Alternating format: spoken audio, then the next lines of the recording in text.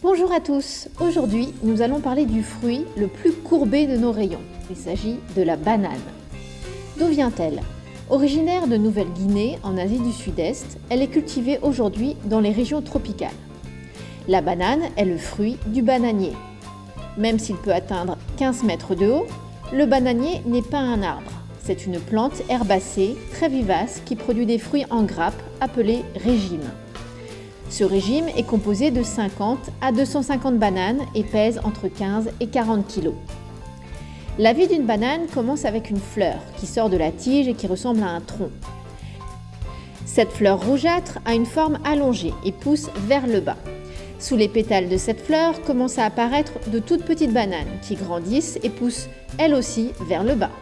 Pour pouvoir bien se développer et grossir, ces fruits ont besoin d'énergie et notamment de l'énergie du soleil. Et comme avoir la tête en bas n'est pas le meilleur moyen d'être face aux rayons, les bananes vont se recourber naturellement grâce à une substance qu'elles contiennent. Il s'agit de l'auxine. Comment la décrire?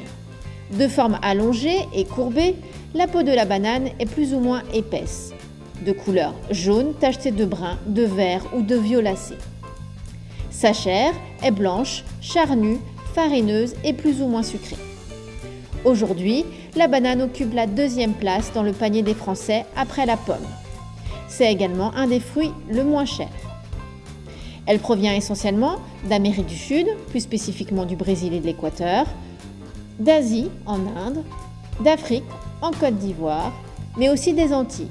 Ces départements d'outre-mer bénéficient depuis 2015 d'un label bio français, intitulé Banane de Guadeloupe et Martinique.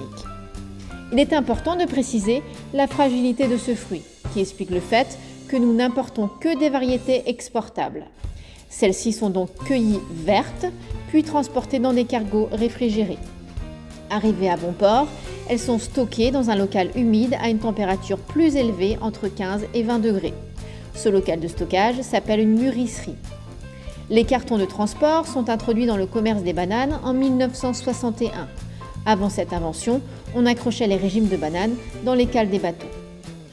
Pour classer les 15 000 variétés existantes, on distingue 3 grandes familles de bananes. Tout d'abord, les bananes douces, consommées crues en tant que fruits et desserts. Ensuite, les bananes plantains, consommées cuites en tant que légumes. Aux États-Unis et en Afrique, les bananes plantains sont appelées plantains sans la mention de banane pour éviter toute confusion. Et enfin, en troisième catégorie, les bananes sauvages. Celles-ci sont non comestibles. Elles peuvent contenir des pépins et sont de plus petite taille. Dans le cas où vous auriez un bananier chez vous, si la fleur pousse vers le haut, c'est qu'il s'agit d'un bananier d'ornement et que ses fruits ne sont pas comestibles. Mais revenons à notre produit. Dans la famille banane douce, nous citerons entre autres la Cavendish. C'est la variété la plus connue puisqu'il s'agit de la variété la plus exportée. Elle a une peau robuste qui lui permet de supporter le transport. La Poyo, en provenance des Antilles, a une forme très longue. La Goldfinger est une nouvelle variété en provenance du Honduras. Celle-ci a une saveur sucrée et légèrement semblable à celle de la pomme. La Gros Michel, aussi connue sous le nom de Big Mike, était très exportée jusqu'en 1950, année où malheureusement une grande partie des récoltes fut détruite par un champignon. Nous pouvons rajouter également des espèces indigènes, difficilement exportables. Nous avons la Red, celle-ci affiche une couleur rouge et marron mais devient jaune-orange à maturité.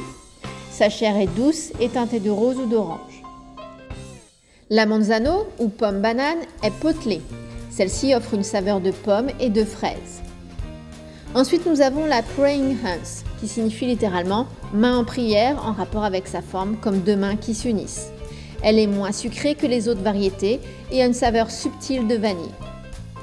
Enfin, nous parlerons de la Blue Java, aussi appelée banane glace, en raison de son goût de glace à la vanille. Sa peau bleuâtre argentée devient jaune pâle lorsqu'elle est mûre. Vous trouverez également dans les épiceries spécialisées une toute petite banane appelée fraicinette ou fraicinette avec un Y. Celle-ci est courte et fragile. Parfaite pour un encas, elle est très sucrée et savoureuse. On l'appelle aussi la figue pomme ou la ladyfinger. En ce qui concerne les variétés de la famille plantain, nous avons la Fei qui est de couleur cuivrée et possède quelquefois des pépins. La macho plantain qui est la plantain la plus cultivée aux États-Unis, spécifiquement en Floride. Et enfin, la Rhino Horn, qui est la plus grande. Elle vient d'Afrique et peut atteindre une longueur de 60 cm. Les bananes plantains sont plus grosses et moins sucrées que les bananes fruits. Leur chair est légèrement rosée.